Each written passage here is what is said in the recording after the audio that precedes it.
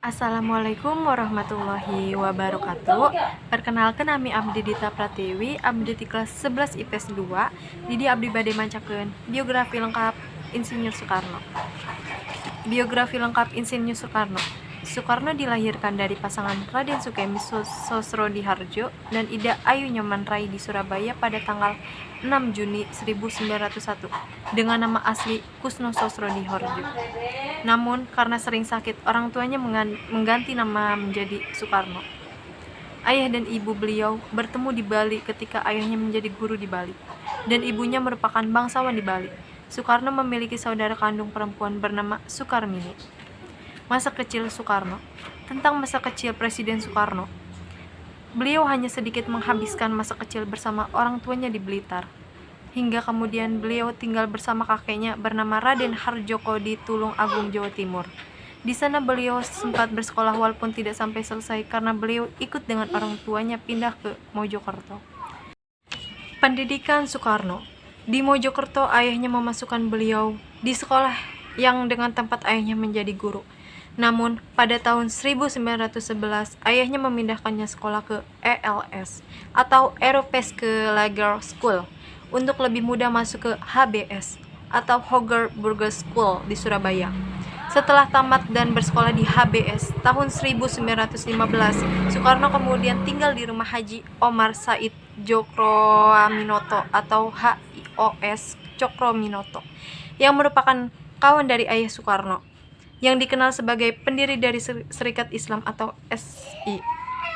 Di rumah Cokroaminoto, Soekarno mudah mulai belajar berpolitik dan juga belajar berpidato, meskipun cenderung ia melakukan sendiri di depan cermin di kamarnya. Di sekolahnya yaitu Hoger Burger School atau HBS, Soekarno mendapat banyak ilmu pengetahuan. Setelah lulus dari Hoger Burger School atau HBS pada tahun 1921, Soekarno kemudian pindah ke Bandung dan tinggal di rumah Haji Sanusi dan melanjutkannya studinya ke Teknik Hogeschool atau THS.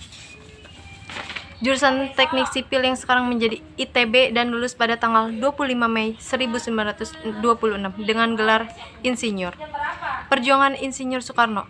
Lulus dari THS, Insinyur Soekarno kemudian mendirikannya Biro Insinyur pada tahun 1926 bernama Insinyur Anwari yang mengerjakan desain dan rancang bangunan. Disinilah yang menjadi cikal bakal berdirinya Partai Nasional Indonesia atau PNI yang berdiri pada tanggal 4 Juli 1927. Disinilah beliau mengamalkan ajaran Marxisme yang bertujuan agar bangsa Indonesia bisa merdeka dan lepas dari jajahan Belanda. Dari keberaniannya inilah yang membuat masukkannya ke penjara Bancai di Bandung pada bulan Desember 1929. Pada tahun 1930, Soekarno dipindahkan ke penjara Sukamiskin dan di sanalah Soekarno membuat pledoi yang fenomenal yaitu Indonesia Menggugat. Pada tanggal 31 Desember 1931, Soekarno dibebaskan. Dan pada tahun 1933, Soekarno bergabung dengan Partai Indonesia atau Partindo, yang merupakan pecahan dari PNI. Soekarno kembali ditangkap oleh Soekarno pada bulan Agustus 1933 dan mengasingkannya ke Flores. Karena jarak yang jauh, membuat Soekarno hampir dilupakan oleh tokoh-tokoh nasional lainnya. Pada tahun 1938, Soekarno dibuang ke Bengkulu dan disinilah beliau bertemu dengan Muhammad Hatta dan Ibu Fatmawati. Pada tahun 1942, kekuasaan Belanda berakhir setelah Jepang masuk menyerbu Indonesia. Di awal kependudukannya, Jepang tidak memperhatikan tokoh-tokoh pergerakan Indonesia hingga pada akhirnya pada tahun 1943 Jepang menyadari pentingnya para tokoh-tokoh ini. Jepang mulai memanfaatkan tokoh pergerakan Indonesia. Salah satunya adalah Insinyur Soekarno untuk menarik perhatian penduduk Indonesia terhadap propaganda Jepang. Pada akhirnya para tokoh pergerakan nasional mulai bekerja sama dengan pemerintah penduduk Jepang untuk dapat mencapai kemerdekaan Indonesia. Meskipun ada pula tokoh yang menganggap Jepang fasis yang berbahaya dan melakukan gerakan perlawanan seperti Sultan Syahrir dan Syarifuddin. Pada bulan Agustus 1945, Insinyur Soekarno diundang oleh Marsikal Trauci yang merupakan pimpinan Angkatan Darat wilayah Asia Tenggara ke Dalat, Vietnam. Di sana Marsikal Trauci yang menyatakan bahwa sudah saatnya Indonesia merdeka dan segala urusan proklamasi kemerdekaan Indonesia adalah tanggung jawab Indonesia sendiri. Peristiwa Rengas Dengklok. Setelah Soekarno kembali ke Indonesia, terjadilah peristiwa Rengas Dengklok pada tanggal 16 Agustus 1945, yang ketika itu para tokoh pemuda dari peta menuntut agar Soekarno dan Hatta segera memproklamasikan kemerdekaan Republik Indonesia. Yang saat itu Indonesia sedang ada masa vakum dari kekuasaan Jepang yang diakibatkan Jepang telah menyerah dan pasukan sekutu belum tiba. Pada akhirnya, Soekarno dan tokoh-tokoh lainnya mulai menyiapkan diri menjelang proklamasi kemerdekaan Republik Indonesia. Berdasarkan sidang BPUPKI, dilakukan pembentukan panitia kecil untuk diadakannya upacara proklamasi yang terdiri dari 8 orang resmi dibentuk. Kemerdekaan Indonesia. Pada tanggal 17 Agustus 1945, Indonesia memproklamasikan kemerdekaannya dan teks proklamasi dibacakan secara langsung oleh Insinyur Soekarno. Pada tanggal 18 Agustus 1945, Soekarno dan Muhammad Hatta diangkat oleh PPKI menjadi Presiden dan Wakil Presiden Republik Indonesia. Pada tanggal 29 Agustus 1945, pengangkatan Presiden dan Wakil Presiden RI dikukuhkan oleh KNIP. Sekutu kembali melakukan serangan. Setelah proses kemerdekaan Indonesia terjadi, kemerdekaan yang telah didapatkan itu dapat langsung dinikmati oleh warga Indonesia. Karena pada tahun-tahun berikutnya, masih ada sekutu yang secara terang-terangan tidak mengakui adanya kemerdekaan di Indonesia dan berusaha menjajah kembali Indonesia. Berbagai macam gencatan dan serangan yang dilakukan dari pihak sekutu tidak membuat rakyat Indonesia menyerah. Seperti peristiwa yang terjadi di Surabaya, yang ketika itu pasukan Belanda dipimpin oleh Brigadir Jenderal AWS Malabi yang berusaha kembali menyerang Indonesia. Namun rakyat Indonesia di Surabaya dengan gigih terus berjuang untuk mempertahankan kemerdekaan hingga akhirnya Brigadir Jenderal AWS Malabi tewas dan pemerintah Belanda menarik pasukannya kembali ke Belanda. Perang tersebut tidak hanya terjadi di kota Surabaya, namun terjadi hampir di setiap kota. Dengan adanya serangan tersebut membuat Indonesia secara resmi mengadakan agresi militer Belanda ke PBB. Karena serangan tersebut dianggap telah melanggar perjanjian internasional, yaitu perjanjian Linggarjati. Meskipun telah dilaporkan ke PBB, Belanda masih tetap melakukan agresinya.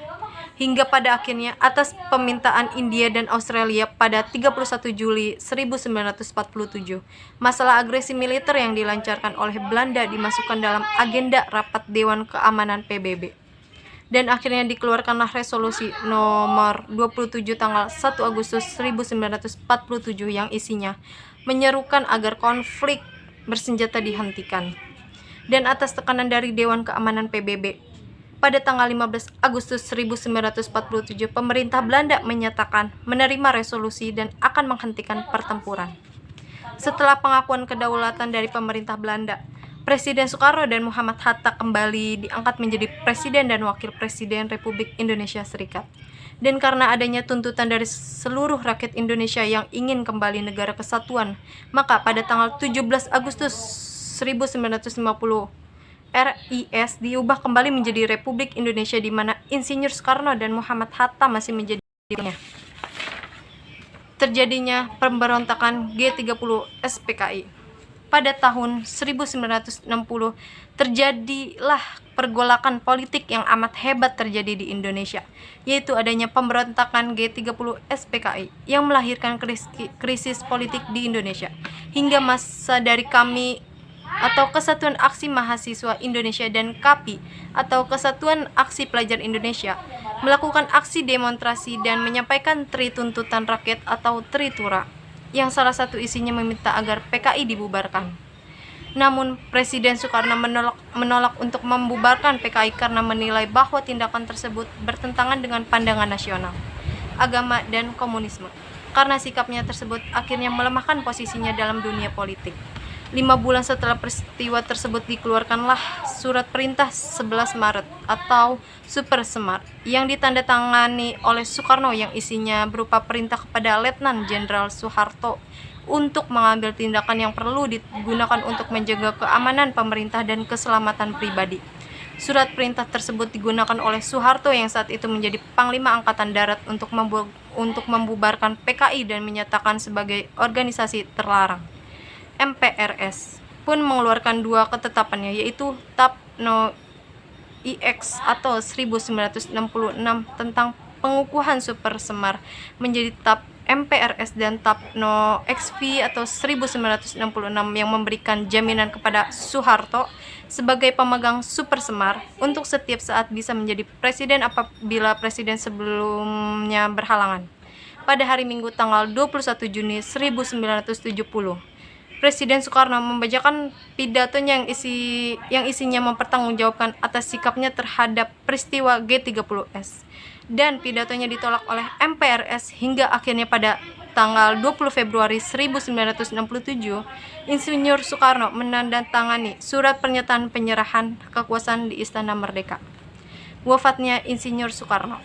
Hari Minggu 21 Juni 1970, Presiden Soekarno meninggal dunia di RSPAD atau Rumah Sakit Pusat Angkatan Darat, Gatot Subroto, Jakarta. Presiden Soekarno disemayamkan di Wisma Yaso, Jakarta, dan kemudian dimakamkan di Blitar, Jawa Timur, berdekatan dengan makam ibundanya, Ida Ayu Nyoman Rai. Pemerintah kemudian menetapkan masa berkabung selama 7 hari.